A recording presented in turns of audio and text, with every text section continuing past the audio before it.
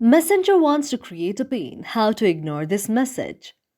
If any day you are seeing the very kind of message in your very messenger and you would like to ignore the message but you do not know how to do that, just follow the following steps. For this, first of all, you have to tap on the messenger application like this and then go to the I option. After you tap on the I option, you can see an interface like this.